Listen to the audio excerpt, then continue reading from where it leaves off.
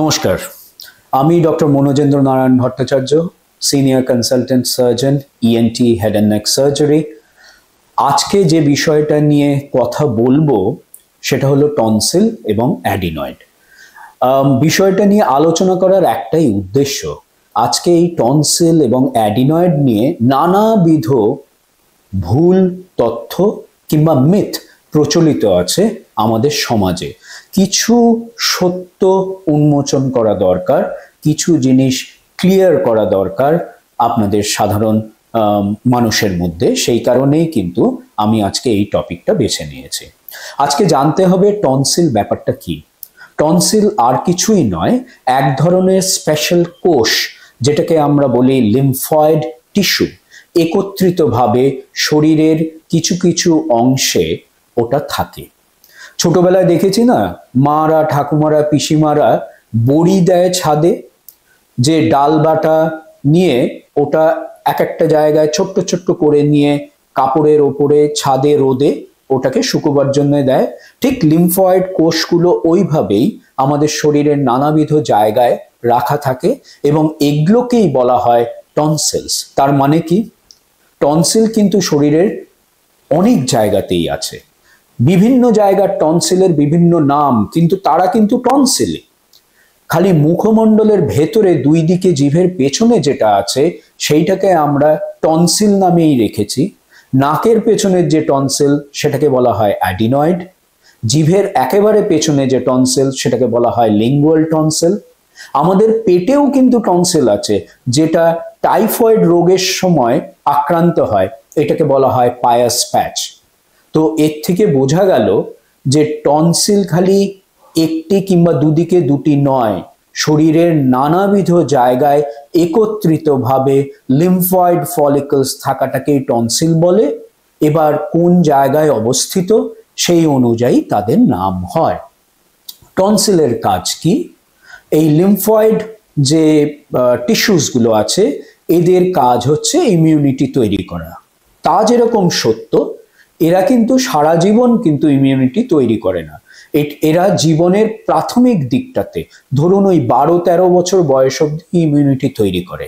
আবার এটাও জানতে হবে যে এরাই খালি যে ইমিউনিটি তৈরি করে তা কিন্তু নয়। এরা ছাড়াও নানাবিধ শরীরের আরো অনেক অঙ্গ আছে যারা কিন্তু ইমিউনিটি তৈরি করে, এবং বয়সের সাথে সাথে এক একটি বয়সে এক এক রকমের অর্গান আমাদের ইমিউনিটি তৈরি করে। যাই হোক, আমরা বাচ্চাদের এই টনসিল এবং অ্যাডিনয়েড নিয়ে আমার কিছু কথা বলার আছে। অনেক সময় অনেক বাচ্চাদের দেখা যায় মাঝে মধ্যেই গলায় ব্যথা হয়। তার মানেই কিন্তু সবসময় এটা যে টনসিলের সমস্যা তা নয়। টনসিলের সমস্যা হতে গেলে গলায় ব্যথাটা এতটা পরিমাণেই হবে যে সেই সময় ওই শিশুর খেতে অসুবিধা হবে।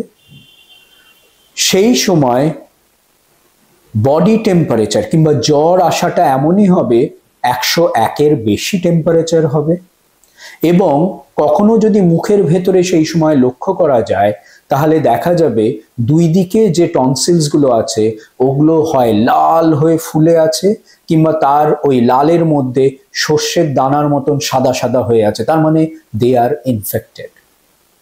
সবসময় যে টনসিলের ইনফেকশন হলেই আমাদের অপারেশন করতে হবে তা কিন্তু নয়। সেই জায়গাটাতে অনেক কিছু জিনিস আমাদের ধরতে হয়। এক হলো বছরে কবার করে হচ্ছে, ক বছর ধরে হচ্ছে, এগুলোও কিন্তু আমাদের ধরতে হয় অপারেশনের কথা চিন্তা করার আগে। এইবার আমরা আসি অ্যাডিনয়েডে।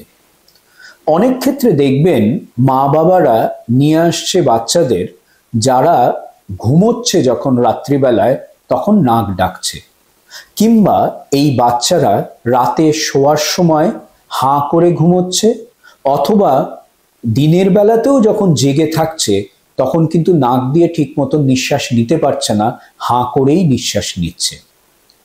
এই সব ক্ষেত্রে যেটা দেখা যায় সেটা হলো নাকের পেছনের যে টনসিল অর্থাৎ অ্যাডিনয়েড যেটা আছে তার সাথে টনসিলেরও সাইজটা অনেক বড় হয়ে যায়, বেড়ে যায়, এবং এরা কি করে হাওয়া যাওয়ার যে রাস্তাটা সেইটাকে আংশিকভাবে কিংবা অনেক ক্ষেত্রে পূর্ণভাবেই বন্ধ করে রাখে। এটা কিন্তু একটি ডেঞ্জারাস সমস্যা। কারণ আমরা হয়তো অনেক সময় শুনে থাকি বড়দের ক্ষেত্রে স্লিপ অ্যাপনিয়ার কথা, যে শুতে গেলে পরে নিঃশ্বাস ঠিক মতন যাচ্ছে না। বাচ্চাদেরও কিন্তু স্লিপ অ্যাপনিয়া হয়ে থাকে এবং সেটাও কিন্তু সিভিয়ার এবং সিরিয়াস। এবং এইসব ক্ষেত্রে ওরা যখন শুতে যায়, যখন ঘুমোয়, যেহেতু আংশিক কিংবা পূর্ণরূপে হাওয়া যাওয়ার রাস্তাটা বন্ধ থাকে, সেই জায়গায় অক্সিজেন লেভেল কিন্তু স্যাচুরেশন ঘুমের মধ্যেই প্রচুর কমে যেতে থাকে, 1 নম্বর।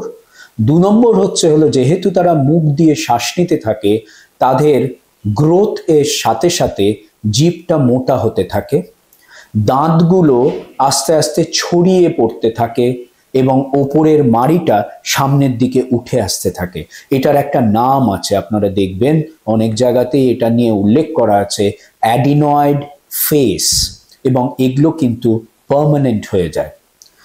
যেহেতু ঘুমের সময় আমরা দেখি যে তারা শ্বাস নিতে ঠিক মতন পারছেন না এবং অক্সিজেন লেভেল এই বাচ্চাদের ক্ষেত্রে কমে যাচ্ছে ঘুমের মধ্যে, তাদের কিন্তু ডেভেলপমেন্ট পিরিয়ডে এই অনেকটা সময় কিন্তু দিনের অক্সিজেন ল্যাক হচ্ছে ব্রেনেরও, সেগুলোও কিন্তু সমস্যা দেখা দিতে পারে। এই সব ক্ষেত্রে আমরা কি করি? আমরা দেখি যে কতটা বড় হয়ে আছে টনসিল এবং অ্যাডিনয়েড। হাওয়া যাওয়ার রাস্তা কি সত্যি সত্যি এরা বন্ধ করে রেখেছে? যদি বন্ধ করে রেখে থাকে, কতটা সংকুচিত হয়েছে বা বন্ধ হয়েছে হাওয়া যাওয়ার রাস্তা? এটা দেখার নানাবিধ পদ্ধতি আছে। আমরা ডাইরেক্টলি মুখের মধ্যে দেখে নিয়ে টনসিলটা দেখতে পারি। একটা স্পেশাল ধরনের এক্স-রে আছে যেটা দিয়ে অ্যাডিনয়েডের কি অবস্থান সেটা বুঝতে পারি, এবং একটা স্পেশাল ধরনের বাচ্চাদেরই একটা ক্যামেরা আছে যেটা নাকের মধ্যে দিয়ে নিয়ে অ্যাডিনয়েডের সাইজটা আমরা বুঝতে পারি। যদি দেখি যে সত্যি সত্যি অ্যাডিনয়েড এবং টনসিল দুটো মিলিয়ে কিংবা অ্যাডিনয়েড একাই এতটাই বন্ধ করে রেখেছে নিঃশ্বাস যাওয়ার রাস্তাটা, যেটা কিনা বাচ্চার ক্ষেত্রে ক্ষতিকারক অর্থে স্লিপ অ্যাপনিয়া করছে বাচ্চার ক্ষেত্রে, বাচ্চার দাঁতগুলো আস্তে আস্তে ওয়াইড হয়ে যাচ্ছে, দূরে দূরে সরে যাচ্ছে, মাড়িটা যেটা আস্তে আস্তে উপরে উঠে যাচ্ছে, তার বুদ্ধি কিংবা আইকিউর একটু কমে যাচ্ছে, জিভ মোটা হয়ে যাচ্ছে, এবং এক এক সময় যেহেতু নাকের পেছনের সাথে কানের একটা যোগাযোগ আছে ইউস্টেশিয়ান টিউব দিয়ে, এই অ্যাডিনয়েড সেটাকে ব্লক করে কানের পর্দার ভেতরে এক রকমের জলীয় জিনিস সেটা তৈরি হচ্ছে, এবং শোনাটা যেহেতু কমে যাচ্ছে, তাহলে পরে আমরা যে হাওয়া যাওয়ার রাস্তাটা যেটা আছে সেটাকে খুলে দেওয়ার কথা বলি। তার মানে সেই সব ক্ষেত্রে অ্যাডিনয়েড কিংবা অ্যাডিনয়েডের সঙ্গে টনসিলটাকে রিমুভ করে দিতে বলি, যাতে কিনা আবার প্রকৃত রাস্তা দিয়ে হাওয়াটা যেতে পারে এবং এদের কোনো পার্মানেন্ট ড্যামেজ হওয়ার আগেই জিনিসটাকে রিভার্ট করা যায়। এই জায়গায় ভয় পাওয়ার কিছু নেই যে টনসিল কিংবা অ্যাডিনয়েডটা রিমুভ করলে বাচ্চার ইমিউনিটির কিছু হবে কিনা, কারণ আমি শুরুতেই বলেছি টনসিলস অনেকগুলো আছে আমাদের শরীরে, একটা কি দুটো টনসিলকে আমরা বাদ দিলে পরে কিছু অসুবিধা হয় না, বরঞ্চ এইসব ক্ষেত্রে আমরা যদি হাওয়া যাওয়ার রাস্তাটাকে না ঠিক করি তাহলে পরবর্তীকালে ইররিভার্সিবল ড্যামেজ হয়ে যায় বাচ্চাদের। নমস্কার।